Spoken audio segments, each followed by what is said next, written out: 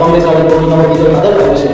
International level ನೋಡುವಾಗ ನಮ್ಮ ಮೋದಿಯವರನ್ನು ಅಪ್ರಿಷಿಯೇಟ್ ಮಾಡಬೇಕು. ಯಾಕಂದ್ರೆ ನಮಗೆ ಬಾಯಲ್ಲಿ ಈಗ ಅಂಗಡಿಯ ಜನತೆಯಲ್ಲಿ ಕೂತು ಮಾತಾಡಲಿಕ್ಕೆ ಸುಲಭ, ಅವರು ಬಟ್ ಇಂಟರ್ನ್ಯಾಷನಲ್ ಲೆವೆಲ್ ಬ್ಯಾಲೆನ್ಸ್ ಆಗಿ ಹೋಗುತ್ತಿದ್ದಾರೆ. ಆ ಒಂದು ಏನು ಹೋಗಿ ಯಾವ ತರ ಅಂತಾರಾಷ್ಟ್ರೀಯ ನಾಯಕರ ಜೊತೆ ಬೇರೆ ರಾಷ್ಟ್ರದ ಪ್ರೈಮ್ ಮಿನಿಸ್ಟರ್ ಜೊತೆ ಇರ್ತಾರೆ, ಅದನ್ನು ನಮ್ಮ ಮೋದಿಯವರು ಬಹಳ ಚಾಣಾಕ್ಷದ ಕ್ಷಣದಿಂದ ಇಷ್ಟವರೆಗೆ ನಿಭಾಯಿಸುತ್ತಾರೆ ಅಂತ ಪೊಲಿಟಿಕಲ್ ಮಾತನಾಡಲು ವೇಸ್ಟ್ ಅವರಲ್ಲಿ ಫ್ಯಾಕ್ಟ್ ಮಾತಾಡಬೇಕು. ನಮಗೆ ಒಂದು ಬ್ಯಾಲೆನ್ಸ್ ಮಾತನಾಡಿ ಕೂಡ ನಮಗೆ ಗೊತ್ತಿಲ್ಲ. ಸೊ ನಮಗೆ ಇಷ್ಟ ಇರುವ ತಲೆ ಮೇಲೆ ಆರಾಟ ಇದೆ.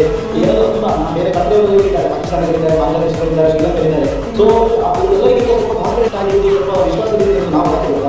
ನಮ್ಮ ದೇಶ ಬೇರೆ ದೇಶಗಳ ಜೊತೆ ಇಟ್ಟುಕೊಂಡಿರುವಂತಹ ಸಂಬಂಧದಿಂದ ಕಾನ್ಫಿಡೆಂಟ್ ಇವಾಗ ನಮಗೆ ಕಾಣಿಸ್ತಾ ಇದೆ. ಯಾಕಂದ್ರೆ ನಮಗೆ ಏನಾದರೂ ಆದರೆ ನಮ್ಮ ಮೋದಿ ಅವರಾಗಿರ್ಬೋದು, ನಮ್ಮ ಚೀಫ್ ಮಿನಿಸ್ಟರ್ ಆಗಿರ್ಬೋದು, ನಮ್ಮ ರಕ್ಷಣಾ ಸಚಿವರಾಗಿರ್ಬೋದು, ಇಲ್ಲಿ ಕಾಂಟ್ಯಾಕ್ಟ್ ಮಾಡಿ ಮತ್ತೆ ಆರೋಗ್ಯ ಮಿನಿಸ್ಟರ್ ಅವರು ಕೂಡ ಇದ್ದಾರೆ.